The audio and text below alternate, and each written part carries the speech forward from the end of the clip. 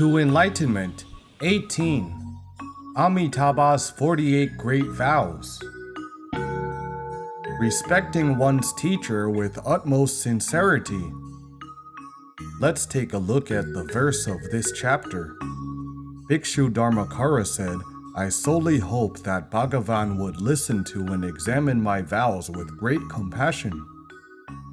Look, Bhikṣu Dharmâkara implored the Buddha to listen to and examine his vows with great mercy.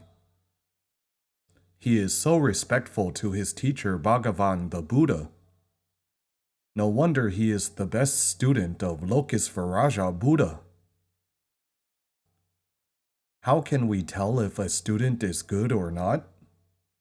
From how sincerely and respectfully he treats his teacher.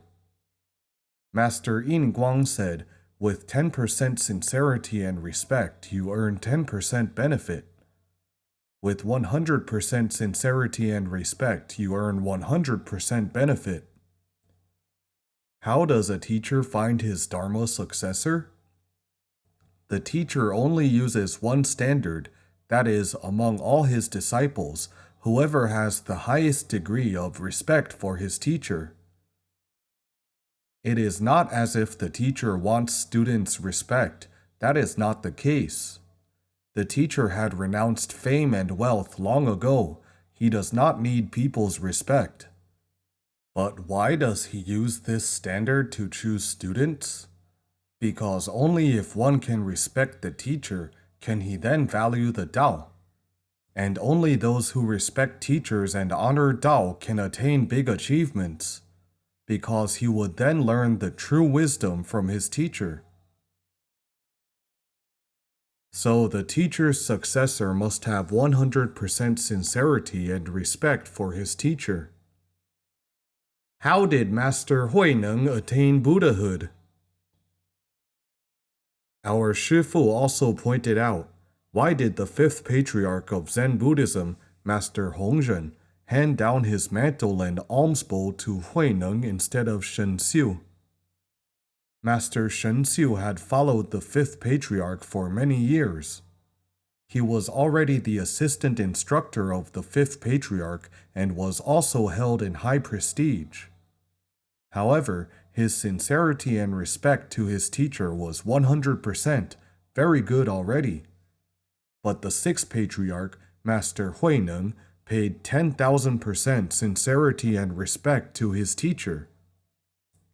Sixth Patriarch Huineng was born poor and illiterate with no culture. At the young age of 24, a woodcutter with no background, he received the mantle and alms bowl from the fifth patriarch.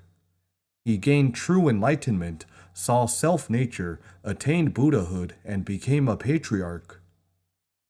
The reason is that he was extremely sincere and respectful. How Bhikṣu Dharmâkara showed respect for Lokêśvararāja Buddha. Bhikṣu Dharmâkara was the first disciple of the Lokêśvararāja Buddha. Let's see how he respected the Bhagavan.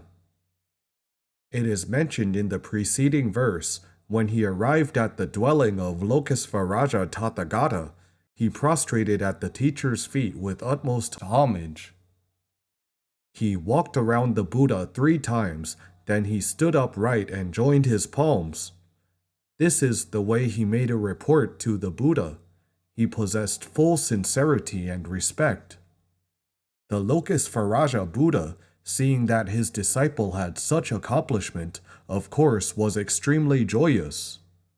He said immediately, "Sadhu, Sadhu, now it is the right time to fully speak your vows so that all the living beings would rejoice." The verse above means, this moment is the time for you to report. Say it quickly, it can benefit the public and universally liberate all beings. The method that you are going to proclaim will be the best method within the entire Dharma realms. All Buddhas in 10 directions will praise this method. This method is the Pure Land method, seeking Sukhavati rebirth by reciting Amitabha. following Amitabha to Sukhavati in our own lotus flower. Since Sukhavati is truly a Dharma nature land, and Dharma nature pervades everywhere and includes everything, Sukhavati thus pervades everywhere as well. National Master Zhongfeng stated, "Pure Land is this land is Pure Land." It indicates that the Pure Land is pervading everywhere. According to the verse, intrinsically, all places in 10 directions are Sukhavati. Intrinsically means as it is. All worlds in 10 directions are all Sukhavati. This is pervading everywhere. Why? Because Dharma nature is as thusness. We will understand completely when we enter Dharma nature. Where is Sukhavati? Right here in front of us. We now recite Amitabha until the heart is purified. Sukhavati will naturally manifest in front of us. The inconceivable solemn merits are immeasurable and are the solemn merits of our own self-nature. Let me give you a few examples of its solemnness. The lotus flowers in Sukhavati are very solemn and are manifested by our recitations. When we determine to seek Sukhavati rebirth by reciting Amitabha, that land will then grow a lotus flower. The more we recite, the more glorious, beautiful, and bigger this lotus flower will grow. At the end of our life, Amitabha will bring this lotus flower to manifest in front of us and greet us with his hand reaching down. We then sit in this lotus flower and follow Amitabha to Sukhavati.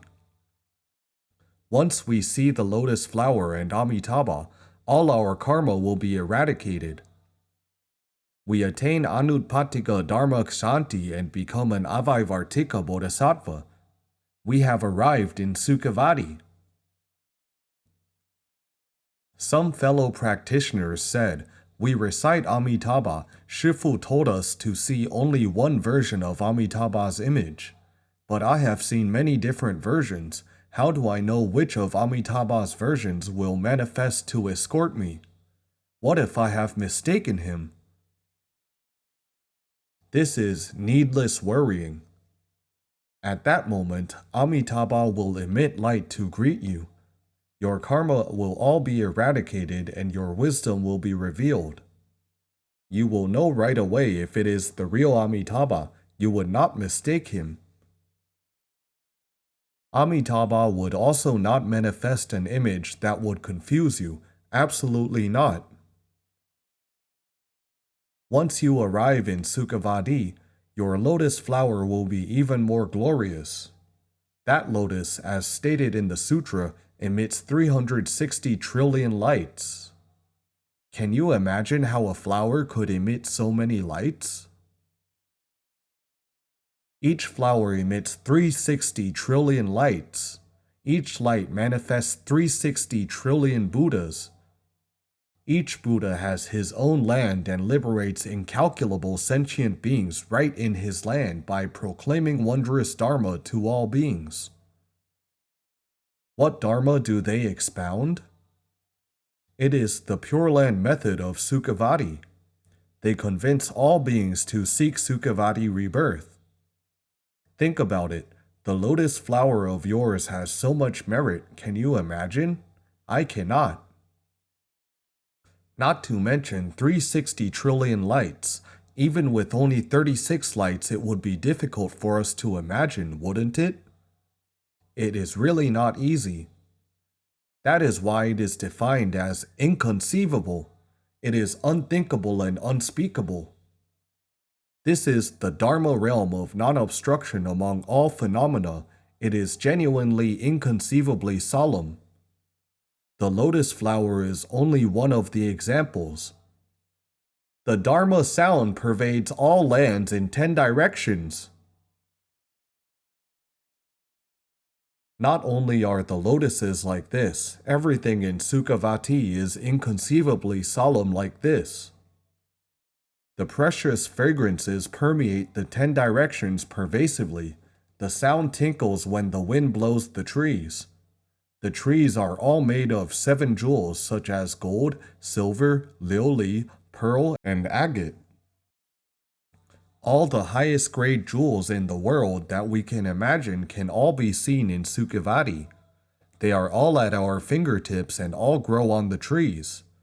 They are not artificially carved but naturally grow like this.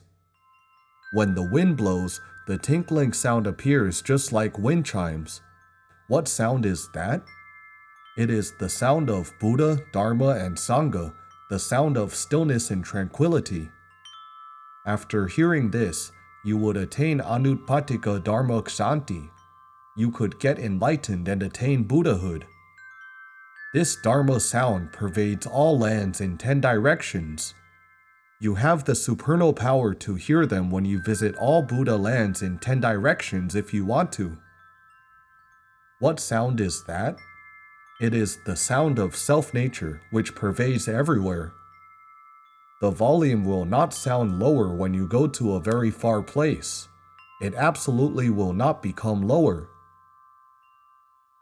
Unlike in our world, if we shout on this side of a square, people on the other side probably cannot hear us.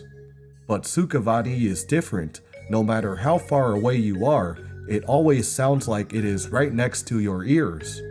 So in Sukhavati, when the 6 roots contact the 6 dusts, the realms are all full of inconceivably solemn merits. Thanks for watching. Amitabha.